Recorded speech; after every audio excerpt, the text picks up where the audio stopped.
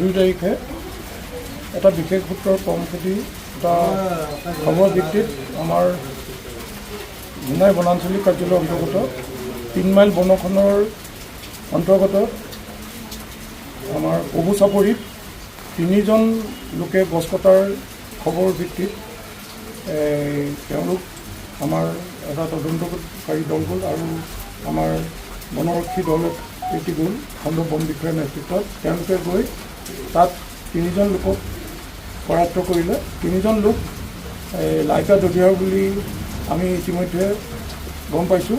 তেওঁলোক লাইকা দধিয়াৰ পৰা আহি ইয়াত তাৰ পৰহি তেওঁলোকে আহি ইয়াত এটা কেম্প কৰিছিলে।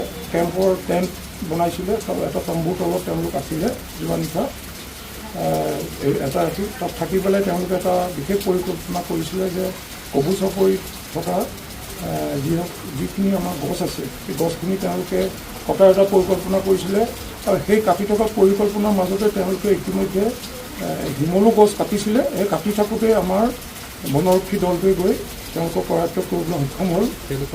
তেওঁলোকৰ 3জন আছে, নিৰ্মল গগৈ, বিভাং পাও আৰু বাম মিছং। 3জনৰ ঘৰ আপোনাৰ লাইকা দধিয়া বুলি আমি কনফাৰ্ম হৈছোঁ। তেওঁলোকৰ হাতত পৰত আছে আৰু কাঠ কটাৰ যিখিনি সঁজুলি আছে ইতিমধ্যে আপোনালোকে দেখা পাব।